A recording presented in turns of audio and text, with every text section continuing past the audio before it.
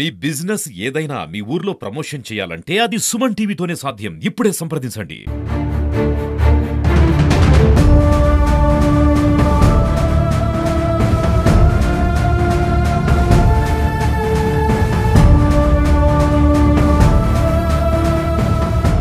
నారాయణపురము.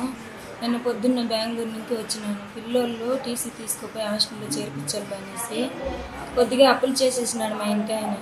ఇప్పుడు కొట్టిన వాళ్ళు కాకుండా ఇంకా ముందు కూడా బెదిరించినారు. మా ఇంటి ఆయన అయితే వెళ్ళిపోయినాడు వదిలేసిన భయపడి. ఇద్దరు గొడవలు పడినాము. మేము ఎలాగైనా బతుక్కొని బెంగళూరులో ఇంట్లో పని చేసుకొని ముగ్గురు బిడ్డని హాస్టల్లో వేసి చదివించుకుంటామని నేను టీసీ తీసుకొచ్చినాను. నిన్న టీసీని చింపేదానికి చూసినారు. చేతులేసి అడ్డేసుకున్నాను. వద్దు నా పిల్లల లైఫ్ అనేసి వదలలేదు. చీరని లాగి మారి చెట్టుకు కట్టేసి మునికెనప్ప, వెంకటలక్ష్మి, జగదీశ్వరి, రాజా అసభ్యంగా ప్రవర్తించారు. నా కొడుకు ఏడుస్తూ ఉంటే 5 ఏళ్ళ పిల్లోడు వాడిని పక్కకు లాగేసి కట్టెతో ఈ మారి కొట్టి వాళ్ళంతా కమిలిపోయినట్లు చేస్తున్నారు. ఎవరు కానీ అడ్డు రాలేదు. గ్రామ సభ్యులు కానీ ఊర్లో వాళ్ళు కానీ చూసి చూడినట్లు వెళ్ళిపోయినారు. ఈ మారి లైవ్ తీసి నాకు తెలియకుండా కూడా పెట్టినారు. చూసిన తర్వాత నాకు తెలిసింది. కొట్టిందే కాకుండా మేడం పోలీస్ స్టేషన్లో అడిగితే మేము కొట్టలేదు అని చెప్పినారు. మేడంకి ఎవరిలో లైవ్ పెట్టి అప్పుడు చూస్తేనే నాకు తెలిసింది. అంతవరకు తెలియదు. ఇంత దారుణమా లేడీ పని చేసేది? ముగ్గురు పిల్లోల్ని ఎన్ని లక్షలు 300 రూపాయలు కూలి చేసి నేను తీర్చగలిగేది.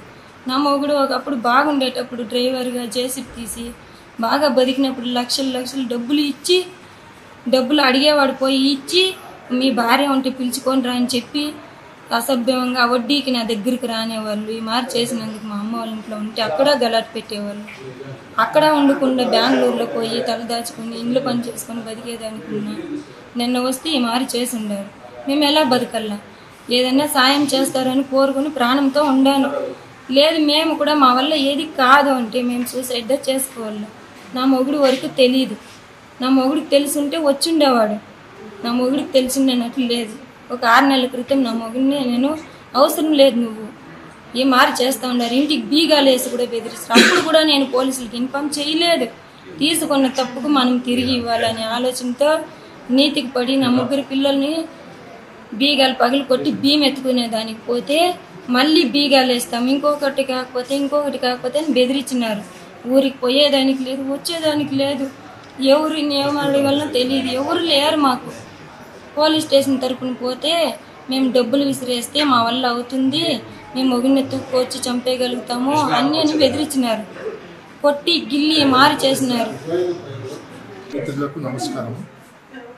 మన ప్రియతమ ముఖ్యమంత్రి వర్యులు శ్రీ నారా చంద్రబాబు నాయుడు గారు సార్ వారు ఆదేశాలు మరియు జిల్లా అధికారుల యొక్క ఆదేశముల మేరకు ఈరోజు శిరీష నిన్న జరిగినటువంటి ఇన్సిడెంట్ పైన విచారణలో భాగంగా ఈ యొక్క హాస్పిటల్కి రావడం జరిగింది. ఈ హాస్పిటల్కి వచ్చిన సందర్భంగా సదరు శిరీషను విచారించగా శిరీష వారు 80,000 అప్పు తీసుకున్న దానికి పర్యవసానంగా నిన్న చెట్టుకు కట్టి కొట్టి ఉన్నారని తెలిపి ఉన్నారు. నిన్న శిరీష వారు బెంగళూరు నుంచి వారి యొక్క కుమారుని యొక్క టీసీ తీసుకోవడం కోసము నారాయణపురం రావడం జరిగింది. ఆ సందర్భంలో జరిగినటువంటి ఇన్సిడెంట్. దీనిపైన కుప్పం పోలీసు వారు విచారణ చేసి కేసు కూడా నమోదు చేయడం జరిగింది. అదేవిధంగా శిరీష వారిని విచారించగా వారికి భూమికి సంబంధించినటువంటి సమస్య ఉందని తెలిపి ఉన్నారు. ఆ యొక్క భూ సంబంధిత సమస్య కూడా పరిష్కరించడం జరుగుతుందని మీడియా ముఖంగా తెలియజేస్తున్నాము.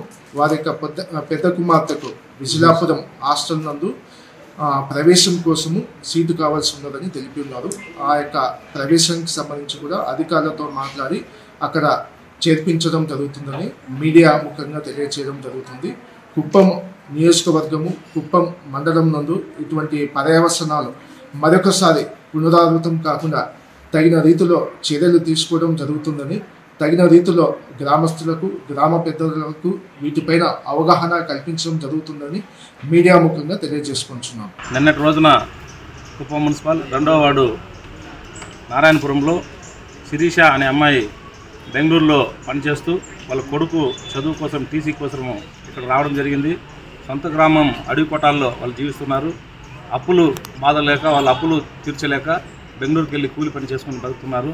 ఇక్కడ కొంతమంది కుప్పం మండలం సంబంధించిన దాసాంగనూరు పంచాయతీకి సంబంధించిన వ్యక్తులు అప్పు ఇవ్వలేదని ఆమెని చెట్టుకు కట్టేసి దాని కొడుకు ముందరే దారుణంగా కొట్టడం జరిగింది. ఇమీడియట్గా మా దృష్టికి వచ్చిన వెంటనే సిఐ గారికి ఫోన్ చేసి ఈ మరి అన్యాయం జరుగుతుందంటే వెంటనే వాళ్ళు తీసుకొచ్చి అరెస్ట్ చేయడం జరిగింది. వాళ్ళని ఇమీడియట్గా వాళ్ళకి కేసు పెట్టి రిమాండ్ చేయడం కూడా జరిగింది. ఇప్పుడే మనం కూడా వాళ్ళని బాధితులు కూడా పరామర్శించి మా కుప్పం నియోజకవర్గ ఎమ్మెల్యే నారా చంద్రబాబు నాయుడు గారు, ఆంధ్రప్రదేశ్ ముఖ్యమంత్రి నారా చంద్రబాబు నాయుడు గారి దృష్టికి వెళ్ళడం జరిగింది. వెంటనే ఆయన స్పందించి మన ఎస్పీ గారికి, డిఎస్పీ గారికి, అదే మరిగా కంచాల శ్రీకాంత్ గారు ఎమ్మెల్సీ గారు ఆయన కూడా ఇప్పుడు బాధిత కుటుంబాన్ని పరామర్శించడం జరిగింది. ఎవరైనా సరే చట్టపరంగా తప్పు చేసిన వాళ్ళని ఇమీడియట్గా ఏ పార్టీకి సంబంధం ఉన్న వ్యక్తులైనా, అది తెలుగుదేశం వాళ్ళైనా, వైసీపీ వాళ్ళైనా, ఎవరైనా నిన్న జరిగిన సంఘటన అత్యంత బాధాకరమైన విషయము. ఇమీడియట్గా వాళ్ళు యాక్షన్ తీసుకుని వాళ్ళని చట్టపరమైన చర్యలన్నీ కూడా తీసుకోవాలని చెప్పి కంచాల శ్రీకాంత్ గారు, మా కుప్పం ముద్దుబిడ్డ ఎమ్మెల్యే నారా చంద్రబాబు నాయుడు గారు కూడా చెప్పడం జరిగింది. కాబట్టి దయచేసి వాళ్ళ మీద చర్యలు తీసుకుంటాం, బాధిత కుటుంబాన్ని ఆదుకుంటామని తెలియజేసుకుంటాం. నిన్న జరిగిన సంఘటన చాలా దారుణము. ఈ విషయం పైన తీవ్రంగా మేమందరూ కూడా ఖండిస్తూ ఉన్నాము. ఈ సంఘటనలో తెలుగుదేశం పార్టీ కార్యకర్తలకు కానీ ఎవరికి కానీ ఎటువంటి సంబంధం లేదు. అది వ్యక్తిగతంగా వాళ్ళు రెండు కుటుంబాలకు సంబంధించిన విషయము. అది కాకుండా కూడా నిన్న జరిగిన సంఘటన అయితే చాలా దారుణము. అప్పుడు ఎవరైనా కూడా సరే, ఏ వ్యక్తులైనా సరే సమాజంలో మానవత్వంతో వ్యవహరించాల్సిన అవసరం ఉంది. ఈ సంఘటన పట్ల ఎఫ్ఐఆర్ కూడా వేయడం జరిగింది. వెంటనే అందరినీ కూడా ఈరోజు రిమాండ్ కూడా పంపించడం జరుగుతుందని కూడా మీకు అందరూ కూడా తెలియజేసుకుంటున్నాను.